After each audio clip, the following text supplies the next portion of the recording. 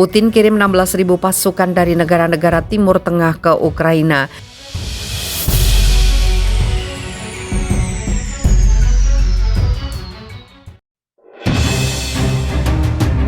Hurrah!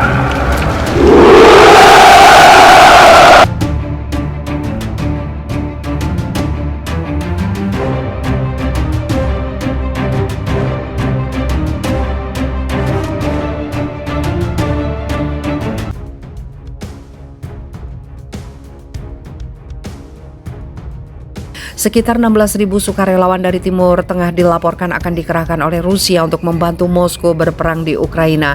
Presiden Rusia Vladimir Putin memberikan lampu hijau pada Jumat 11 Maret untuk mengirim pasukan tambahan yang kemungkinan merupakan tentara bayaran dari Suriah. Jika Anda melihat bahwa ada orang-orang yang ingin atas kemauan mereka sendiri, bukan karena uang, untuk datang membantu orang-orang yang tinggal di Donbas, maka kita perlu memberi mereka apa yang mereka inginkan dan membantu mereka sampai ke zona konflik, kata Putin seperti dikutip Reuters. Pada pertemuan Dewan Keamanan Rusia, Menteri Pertahanan Sergei Shoigu mengatakan ada 16.000 sukarelawan di Timur Tengah yang siap datang untuk bertempur bersama pasukan dukungan Rusia di wilayah Donbas. Shoigu juga mengusulkan agar rudal Javelin dan Stinger buatan Barat yang disita oleh tentara Rusia di Ukraina harus diserahkan kepada pasukan Donbas bersama dengan persenjataan lain seperti sistem pertahanan udara portable yang dikenal sebagai Manpat dan roket anti-tank. Mengenai pengiriman senjata, terutama senjata buatan Barat yang jatuh ke tangan tentara Rusia, tentu saja saya mendukung kemungkinan memberikannya kepada unit militer Republik Rakyat Lugansk dan Donetsk, kata Putin kepada Shoigu. Putin mengatakan apa yang disebut sebagai operasi militer khusus di Ukraina sangat penting untuk memastikan keamanan Rusia, khususnya setelah Amerika Serikat memperluas NATO ke perbatasannya dan mendukung para pemimpin pro-Barat di Kiev.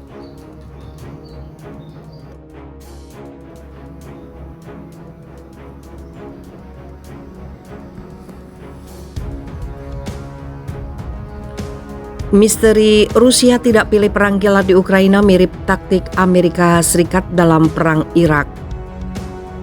Rusia dengan kekuatan luar biasa semestinya mampu merampungkan perangnya di Ukraina secara kilat.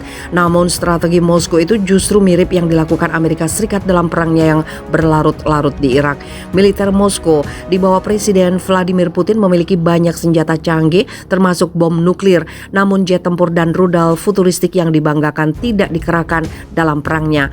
Pada tahun 1991, perang Teluk Satu pecah di mana Amerika Serikat yang memimpin koalisi 35 negara menggempur Irak sebagai respon karena menginvasi dan mencoba menganeksasi Kuwait.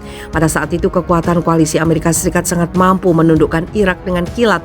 Namun 3 hari setelah perang Teluk Satu pecah, sebuah surat kabar Amerika memuat tajuk utama Gulf War Drag On atau perang terus berlanjut.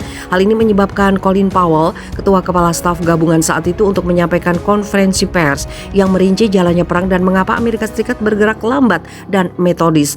Mengutip ulasan Eurasian Times, perang Rusia di Ukraina yang berlarut-larut itu mengingatkan pada taktik Amerika Serikat tersebut. Fakta bahwa Rusia mengambil langkah lambat dan metodis dan memiliki garis waktu sendiri yang belum diungkapkan kepada dunia.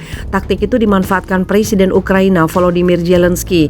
Media sosial pemerintah Kiev dan Press Global melaporkan perang dari perspektif Ukraina dan dengan demikian memberi jalan bagi pemerintah Zelensky meluncurkan perang informasi. Perang informasi Ukraina terpampang jelas ketika dunia dituntun untuk percaya ada Ghost of Kiev, hantu Kiev, seorang pilot pesawat tempur yang telah menembak jatuh 6 hingga 9 jet tempur Rusia. Informasi dari Ukraina itu berlebihan dan terindikasi sebagai berita palsu. Terlebih Rusia merasa cukup percaya diri untuk mengantri konvoi darat 64 mil ketimbang menunjukkan superioritas udaranya. Selain itu, nyaris semua informasi yang disajikan kepada dunia melalui media barat berasal dari pihak Ukraina. Itu termasuk klaim Ukraina pada hari Minggu yang telah menewaskan 11.000 tentara Rusia sejak invasi Moskow dimulai 24 Februari. Taktik Rusia yang diketahui sejauh ini adalah menargetkan target situs militer Ukraina dengan harapan tidak memusuhi opini opini publik Ukraina, meski Kiev melaporkan banyak infrastruktur sipil menjadi korban serangan Moskow. Dengan mengincar target militer Kiev, Moskow akan menunjukkan kepada dunia sejauh mana kemampuan perang Ukraina terdegradasi. Meski taktik Rusia itu mirip strategi Amerika Serikat dalam perang Teluk melawan Irak, yakni tidak memilih perang kilat, namun ada perbedaannya. Dalam perang Teluk 1 dan 2 melawan Irak, Amerika Serikat menggunakan waktu berminggu-minggu untuk melunakkan militer dan penduduk Irak dengan serangan udara sebelum invasi darat menyusul. Ini beda dengan Rusia yang mengandalkan invasi darat ke Ukraina daripada serangan udara. Begitu efektifnya serangan udara Amerika Serikat di Irak sehingga memungkinkan pasukan darat Amerika memasuki Baghdad dalam 36 jam. Hal itu mengarah pada poin ketiga, yaitu kemauan penduduk setempat untuk berjuang invasi Amerika Serikat. Dalam perang Teluk 2, tentara Irak melarikan diri dari pertempuran meninggalkan jalan yang mudah ke depan bagi pasukan Amerika Serikat. Demikian pula di Afghanistan, meskipun miliaran dolar dihabiskan untuk melatih pasukan militer Afghanistan, mereka tidak memiliki keinginan untuk berperang dan menyerahkan medan perang kepada Taliban.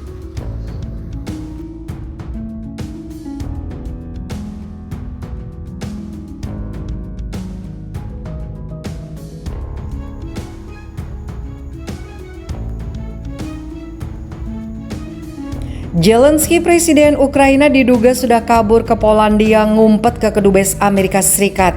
Anggota parlemen oposisi Ukraina, Ilya Kiva, mengklaim Presiden Volodymyr Zelensky bergegas melarikan diri ke Polandia dan bersembunyi di kedutaan besar Amerika Serikat di sana. Presiden Ukraina Volodymyr Zelensky sebelumnya mengatakan dia tidak meninggalkan ibu kota negara itu, Kiev, saat operasi militer Rusia berlangsung di Ukraina untuk demilitarisasi dan denazifikasi. Disinilah dia akan terus memanfaatkan tentara Ukraina dan warga sipil sambil membuat perintah gila yang menelan ribuan nyawa manusia, ujar Kiva dalam pesan video di saluran Telegram. Presiden Ukraina maupun Kedutaan Besar Amerika Serikat di Polandia tidak mengomentari klaimnya. Sebelumnya, Ketua Duma negara Rusia Yaroslav Volodin juga menegaskan Zelensky melarikan diri dari Ukraina dan menuju ke Polandia.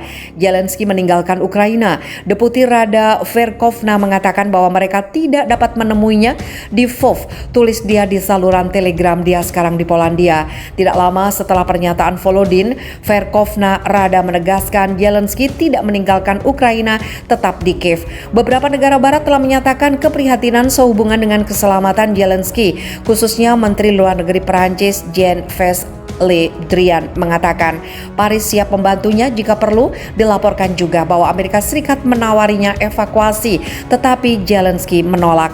Laporan bahwa Zelensky meninggalkan ibu kota Ukraina muncul awan pekan lalu.